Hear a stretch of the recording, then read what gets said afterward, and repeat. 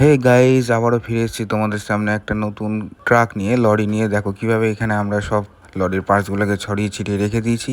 এবার আমরা কিভাবে এগুলোকে সব একে একে অ্যাসেম্বল করব। দেখ, প্রথমে আমরা অ্যাসেম্বল করব লরির চাকাগুলোকে সামনের অ্যাক্সেলের সঙ্গে ফিটিং করে চ্যাচিসের সঙ্গে লাগাবো, এবং তারপরে আমরা ফিটিং করব লরির কেবিন, যেটাতে বসে ড্রাইভারগুলো খালাসি থাকে, গাড়ি চালায়। তো আমরা এখন দেখতে পাচ্ছ আমরা ফিটিং করছি সামনের চাকার অ্যাক্সেল সমেত টায়ার। এরপরে আমরা ফিটিং করব পেছনের চাকার টায়ার। তারপরে আমরা কেবিনটাকে বসাবো। তোমরা ধীরে ধীরে দেখতে থাকো কিভাবে আমরা কি কাজ করছি।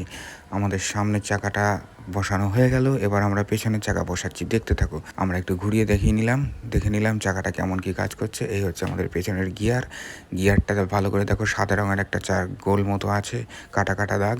এই সুতোটাকে টানলে গিয়ারে পরিবর্তন হয়ে যায়, তখন ওটা টর্ক বেড়ে যায় আর পেছনের চাকাটা খুব জোরে জোরে ঘুরে। তো আমরা পেছনের হুইলটাকেও লাগিয়ে নিলাম, দেখছি গিয়ারের সঙ্গে সব ঠিকঠাক কাজ করছে নাকি। হ্যাঁ, কাজ করছে অ্যাক্সেল। এবার আমরা পেছনের আর একটা চাকা লাগিয়ে নিচ্ছি, দেখো আমরা এটাও লাগিয়ে নিলাম। ব্যাস, আমাদের পেছনের চাকা লাগানো কমপ্লিট। এবার আমরা একটু স্ক্রুড্রাইভার দিয়ে টাইট দিয়ে দিচ্ছি, যাতে গিয়ারটা না নড়ে। ভালো করে গিয়ারটা টাইট না দিলে পরে চাকা খুলে বেরিয়ে যেতে পারে গাড়ি চলতে চলতে।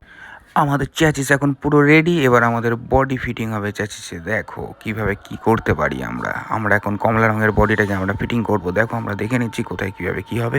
তার আগে আমরা কেবিনটাকে ফিট করছি। এখানে প্রতিটা পয়েন্টের সঙ্গে পয়েন্ট যদি না জোড়া লাগে, কেবিনটা মোটেও আটকানো যাবে না। তোমরা দেখো আমরা এর মধ্যে কেবিনটা আটকে ফেলছি। এই দেখো, ক্লিপের সঙ্গে ক্লিপ লাগিয়ে দিলাম। আমাদের কেবিন সম্পূর্ণরূপে কমপ্লিট। এবার আমরা কি করব, এবার আমরা পিছনের ডালাটাকে ফিট করব। দেখো আমরা কিভাবে ডালাটাকে ফিট করছি। ডালাটাও আমরা কি ক্লিপের সঙ্গে ক্লিপ, কোথায় কি জ্যাকের সঙ্গে জ্যাক, আমরা সব দিকে থেকে মিলাচ্ছি, মিলে সেট করছি। আমাদের লরিটি সম্পূর্ণরূপে অ্যাসেম্বল কমপ্লিট। এবার আমরা লরিটিতে জেসিবির একটা মাল লোড করে দিই। এবার আমরা চালাচ্ছি, দেখতে থাকো।